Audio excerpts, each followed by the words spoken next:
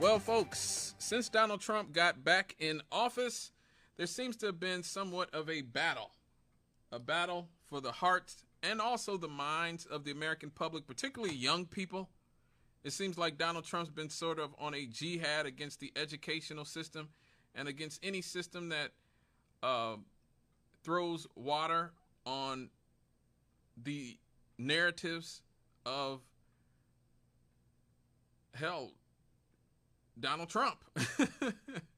You know, first of all, getting rid of the Department of Education and those types of things.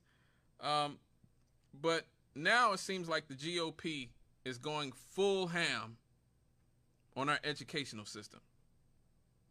That's right. They're going full ham. There was just a story that came out that found that in Oklahoma, you know, the state that's dead last in education in America, a new test will be administered to out-of-state teachers coming to Oklahoma from blue states. In a move the state superintendent has said will root out radical leftist ideology from classrooms.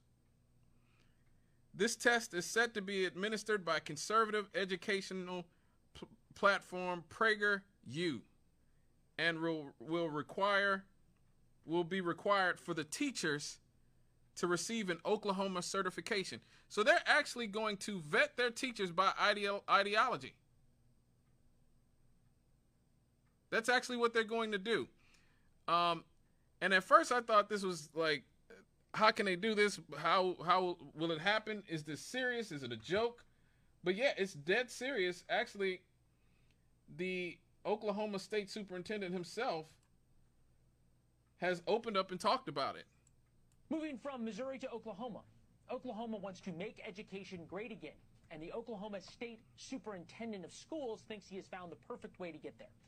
Here is Ryan Walters. He wants to test educators from California and New York heading to Oklahoma. He doesn't want to test their teaching ability or their knowledge in subjects. He is on a mission. For this test, would weed out, quote, radical leftist ideology. Well, what we're trying to do is very simple. We are trying to do, as President Trump has brought into to D.C., bring power back to the states. When we see Gavin Newsom come out and mandate gender theory in the schools, radical lies that they're forcing onto kids, if you come to Oklahoma, we don't do that. What we're not going to allow are blue states that have forced Marxism in the classroom to bring that woke ideology into our state. A true warrior for education. Ryan Walters has already made a lot of waves with some controversial policies. He has requested $6 million from the state for Trump Bibles in the classroom. That's since been paused. He directed schools to teach the Bible and the Ten Commandments in classrooms, in public school classrooms. And he's had a little controversy over something seen on his laptop at a press event, but that's something for a different day. Here's the thing. Walters It was porn. is very good at getting headlines and objectively not that good at running schools. Running schools is his job. Right now, they're getting Fs literally across the board in Oklahoma. Wallet Hub ranked them 50th in the nation overall for education out of 51, including D.C. According to the nation's report card, Oklahoma ranked 44th when it comes to fourth grade math skills, which may sound terrible, and objectively 44th is, except when you compare it to 47th for their fourth grade reading skills. And if you think the numbers get better for 8th graders, no, sorry, Oklahoma, they do not. Oklahoma has a huge education problem. Ryan Walters is right. There is no place for woke ideology in classrooms, or any ideology for that matter. But that isn't Mr. Walters' problem right now. Here's his problem. Kids can't read, write, or add in his schools. And they deserve better, the kids do, than a super... Yeah, so that was from News Nation talking about Ryan Walters, but you heard out of his own mouth. First and foremost, let me just say this. I'm absolutely sick and tired of the sort of propagandizing that goes on in this country when it comes to Marxism. Things like socialism, communism, Marxism. Right-wingers use those terms for every single little thing. Marxism has nothing to do with gender ideology. Zero. Go read Karl Marx. Go read Das Kapital. Please tell me where he talks about transgender nonsense. It just doesn't happen.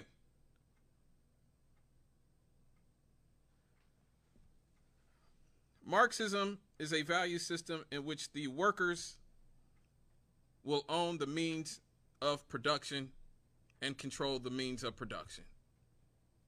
And so the workplace would be democratic. That is what Marxism is. It has nothing to do with most of what the right wing talks about and calls Marxism in this country. Virtually nothing. And so when he said he's going to root out radical leftist idea, none of this has anything to do with Marxism. Gavin Newsom is the furthest thing from a Marxist, the governor of California. Gavin Newsom is a full-blooded capitalist, just like all of our other prominent politicians here in America. He is a wealthy man who is very good friends with business owners who, pay their workers like crap and help send jobs overseas, just like all the other politicians. He takes plenty of money from all these entities that exploit their workers, send jobs overseas, that hate labor, that destroy labor unions. There's nothing Marxist about Gavin Newsom or the state of California. Let me just say that first and foremost. That ain't Marxism. That ain't socialism. They are crony capital liberals. Right-wing liberals, just like most of the Democrats in this country. Corporate right-wing liberals. And I always ask people, if the Democrats were Marxist and socialist, why do the Democrats control virtually all of the richest congressional districts in America? 90%. 90% of the richest congressional districts in America are controlled by Democrats.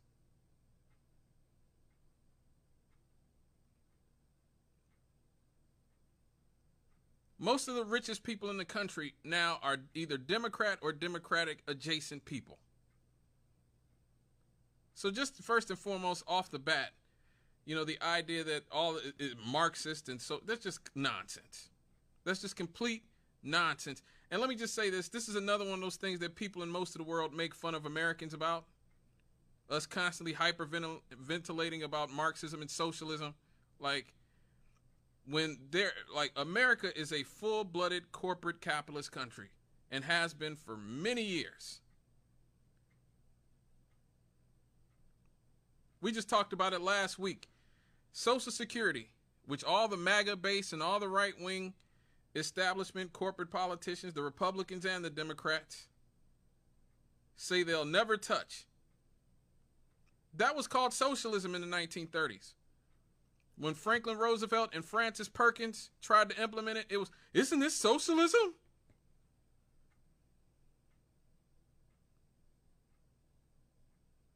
These people have made anything that helps their fellow citizens socialism. And it's not. I'm sorry. Socialism is about the means of production. Marxism is about the means of production. Communism, these things are about the means of production. Who owns and controls the means of production? How democratic is your workplace?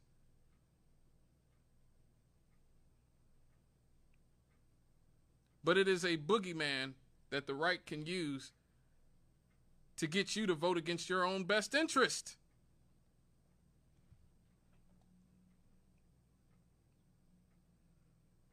And woke is another word that they completely bastardize. Woke was a word black people have been using for generations. It has nothing to do with climate change, has nothing to do with LGBTQRS stuff, has nothing to do with abortion, has nothing to do with vegetarian. Wokeness was literally just black people telling each other to look out for systemic injustices, or just look out for injustice, period, or just watch your back because there's racist people out there. You can't trust the government. You can't trust the media. Can't trust the police and oftentimes and those type of entities. That's what wokeness was. Or should I say that's what wokeness is. But again, the right wing takes these words, they co-opt them, they completely change the meaning, make them pernicious, and then argue against the straw man that they built. Now, I will say that the Democrats do have some culpability in this with their forcing of social agendas on people. Me and the Rev talked about this some years ago. When for African, I think it was African American Studies or something, they had a whole segment on queer something and prison abolition. These things have nothing to do with the black agenda.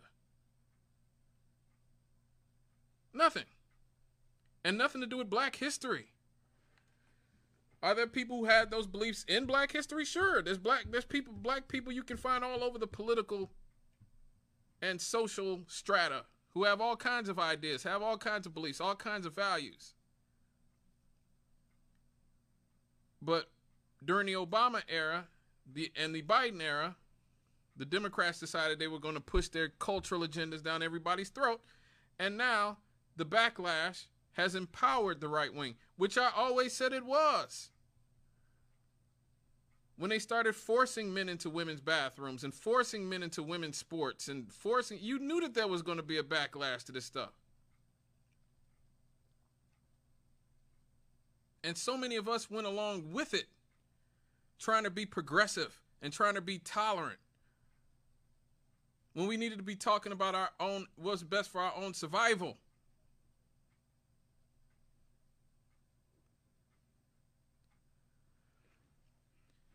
And so now the right, the hard right, the far right's in power, and they've decided to push their cultural agenda on people.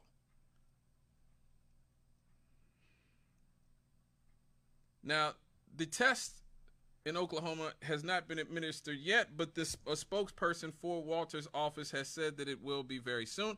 And this is something that we have to keep an eye on because we're in Indiana. We're in Indiana, or as I like to call it, North Alabama. If what they're doing in Oklahoma is successful in trying to weed out teachers based on ideology, don't be surprised if something like that comes to Indiana. This is a man who also tried to put Bibles in every classroom in 2020 and changed the way that the 2020 election was taught. And tried to teach that the 2020 election was stolen from Donald Trump. And so, but that's not all. That's not all.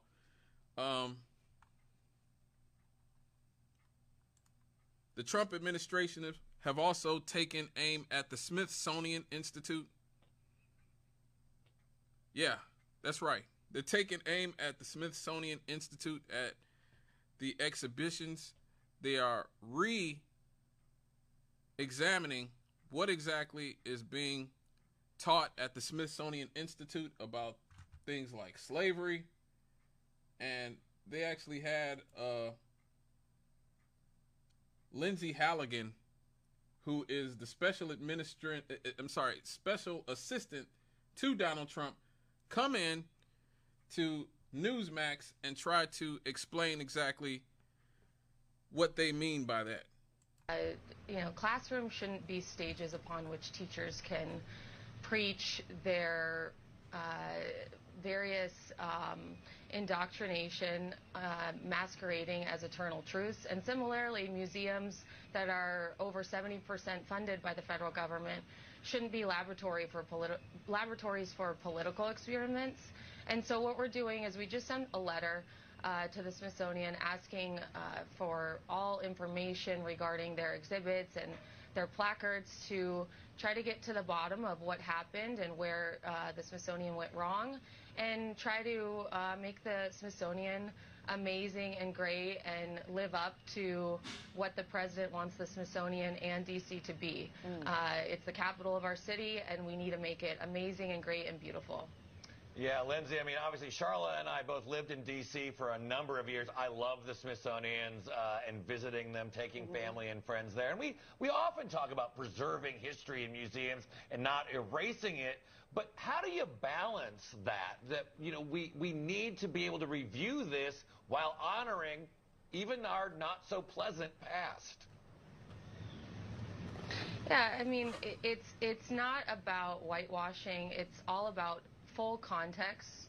So while slavery is obviously a horrible aspect of our nation's history, you can't really talk about slavery honestly unless you also talk about hope and progress. And I think we need to be focusing on the progress that we've made since then, and we need to stop focusing so much on the lack of progress. We need to keep moving forward as a country. Our 250th anniversary as a country is coming up next July, and we're hoping that the Smithsonian and DC is beautiful and amazing and a place that all Americans want to come visit during that time. And so I'm really excited about it. Yeah, Lynn. You can't talk about slavery unless you talk about hope and progress. That's wow. That's out and out Orwellian.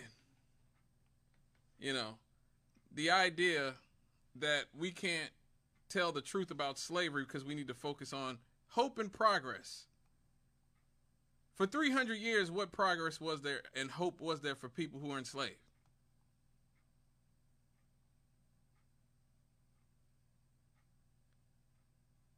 Little to none.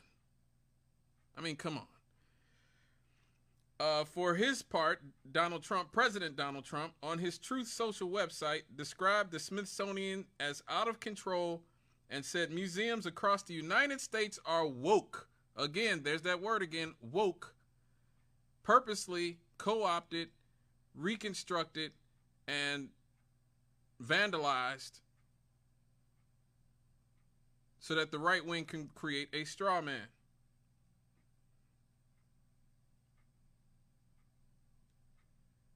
Lindsay Halligan, who you just heard in the video, wrote to the Smithsonian Secretary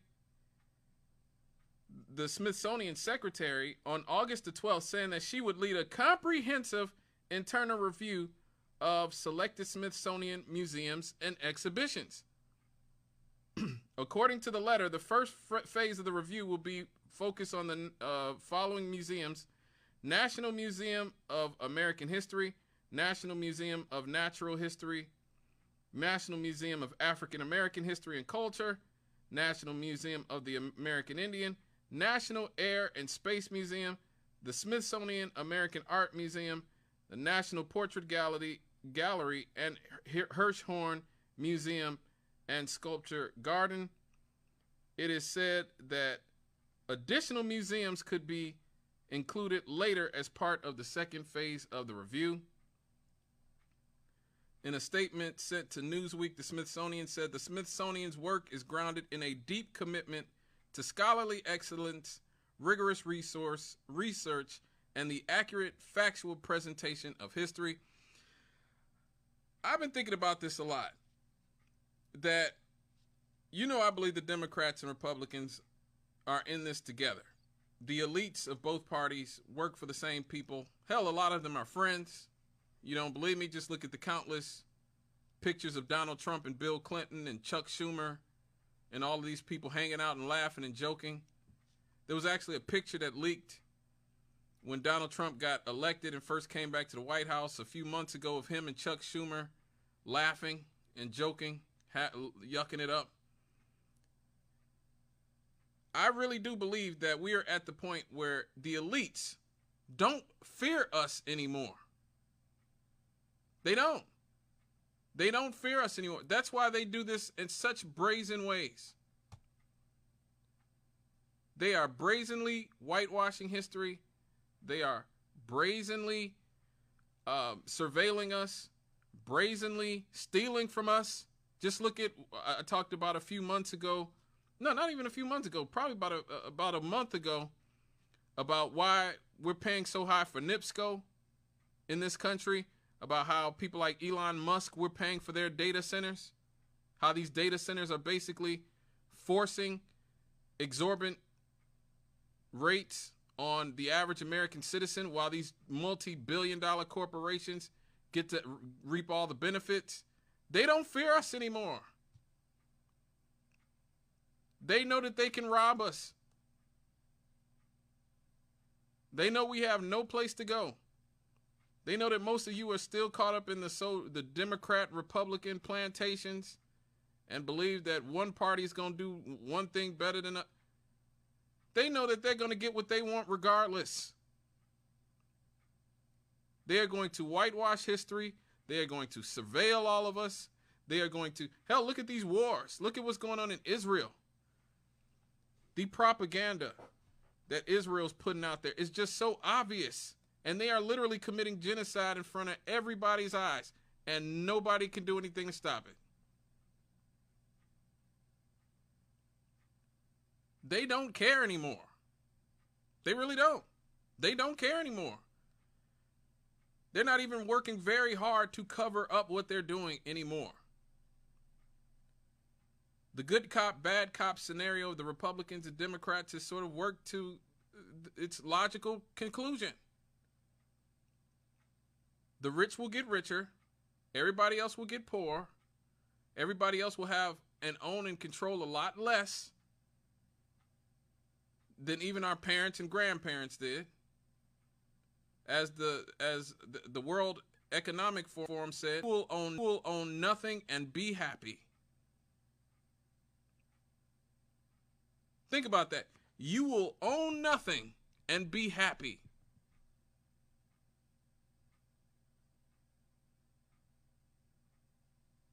Everything in our society has turned into a grift. Music, sports, hell, cable TV. Like, there is literally nothing that the elites who control our government and control our economic system have not weaponized against us to bleed us of as much money as possible, to squeeze every nickel out of us as possible, to squeeze all of our civil liberties out of us. They don't care anymore. They're not afraid of us. They are not.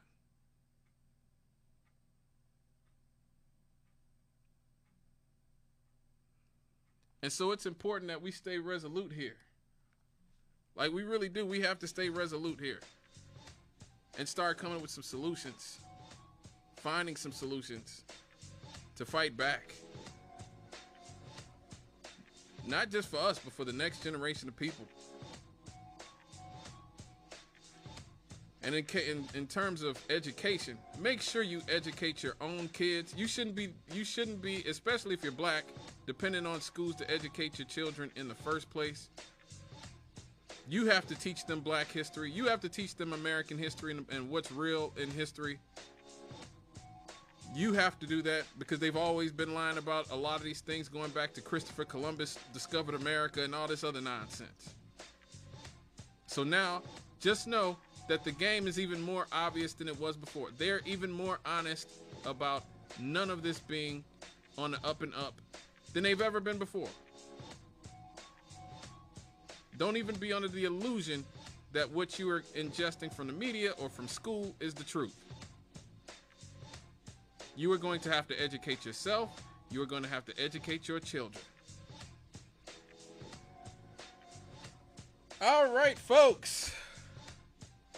The good times are rolling. Well, let's keep the good times rolling. When we come back, we're going to talk about how smartphones and technology have changed young people. If you weren't scared from this first segment, you'll be scared coming up. So please stay with us here on Straight Out of the Cannon on WLTH 1370 AM. That's 92.7 in the FM dial. If you're nasty.